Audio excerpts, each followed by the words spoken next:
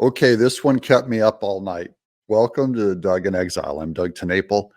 This is where all the happy patriots are. I have a legal theory, so I have to tell you when I'm speculating, and I'm a barely literate comic book artist. I'm speculating on stuff way over my head, and I'm hoping the idea that I would be smarter than my entire audience is ridiculous. So somewhere out there, I think all of you will help me put this together in the comments. This is what ties all of the getting Trump's name off the ballots to Jack Smith trying to remove Trump's immunity at the Supreme Court. Okay, you ready? Now, anytime you see this typing show up, this is my own speculation. There's 4 of these in this video.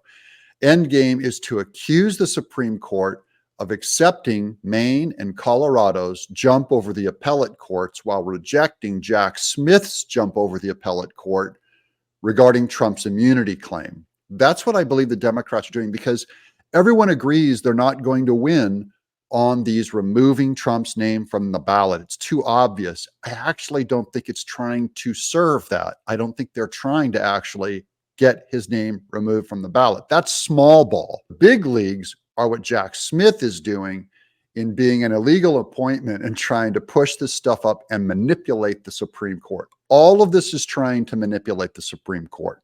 So this is to catch you up on where all this started. The Supreme Court's rejection dealt a blow to Smith. That's what I think triggered all of these states to remove Trump's name from the ballot. The blow to Smith, him losing with the Supreme Court, while marking a victory for Trump in his apparent effort to delay the federal court's proceedings.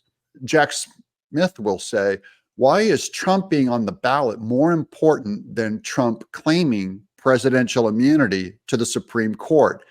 They didn't let me jump the appellates, but they're probably going to let the states jump the appellate court. Now, here's Shenna Bellows, the Maine lunatic that tried to get Trump's name pulled off the ballot. She kind of reveals all of this stuff here in this quote. Given the compressed time frame, the novel constitutional questions involved, the importance of this case, and impending ballot preparation deadlines, ding, I will suspend the effort of my decision until the Superior Court, she's going to a higher court, rules on my appeal, or the time to appeal has expired, Bellows added. Now, she's not trying to appeal even to her own court. She's hoping this goes to the Supreme Court. But it's the printing of ballots, the ballot preparation deadlines, that forces the Supreme Court to answer all of these little states trying to remove Trump's name off the ballot. Here she is again. My obligation under Maine state law was to issue a decision very quickly, not permitted under Maine law to wait for the United States Supreme Court to intervene in this particular proceeding, Bellows told CBS. Here's my thinking. Why use the state ballot issue to make the case? Because there's a hard deadline for when ballots get printed in January of 2024. There's no hard deadline for ruling on Trump's immunity, and they're angry about that. It's really the Trump's immunity claim that they have to get, because if Trump has immunity during the presidency and all this, the January 6th issue goes away. That's the one they're trying to hold on to, and I believe they're using the states ripping Trump's name off the ballot to make this case, to pressure them and say, you actually have to take that immunity case, or they have to expedite it at the appellate court in Washington, D.C. with Trump, with Chutkan. Here's Bellows again out of Maine. I stayed the impact or the effect of my decision pending the opportunity to appeal in Supreme Court, because I think it's really important, recognizing how fast that timeline is, but also recognizing the requirements I have as Secretary of State to prepare a ballot, to wait and see what the court tells us to do, Bellows told CBS News.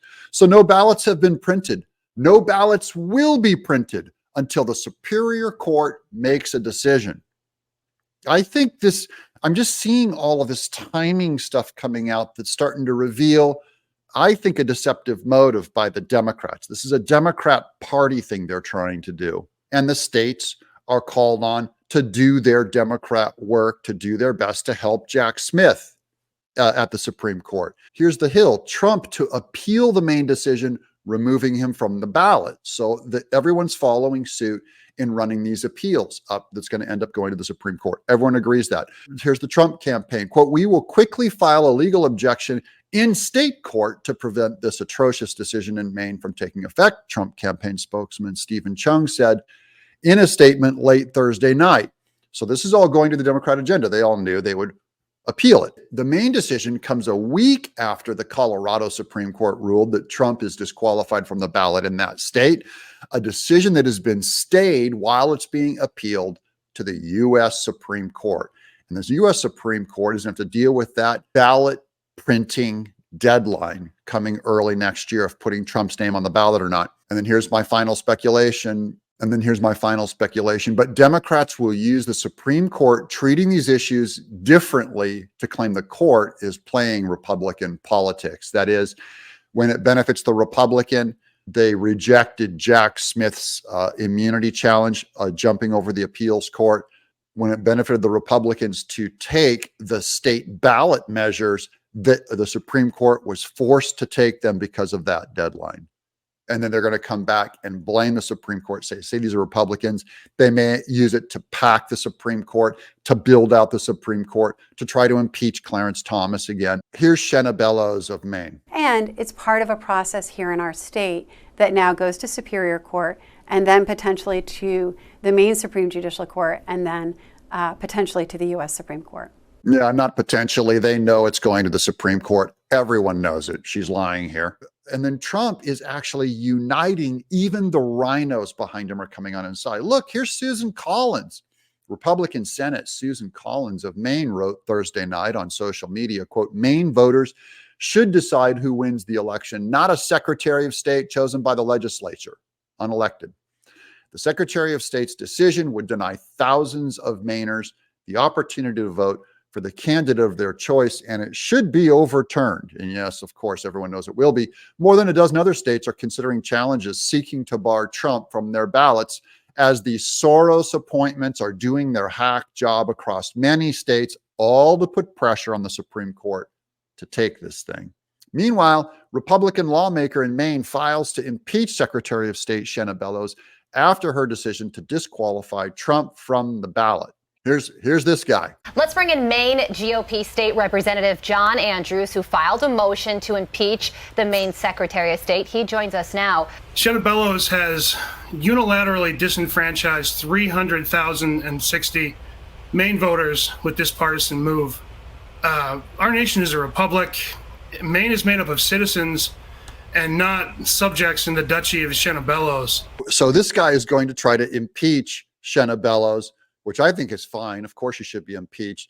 But this is all working out in Trump's favor. Don't worry, my people. Slap a great big smile on your face. Listen to this. I was up till about 1 last night answering every phone call I got, and the voters of Maine have had enough.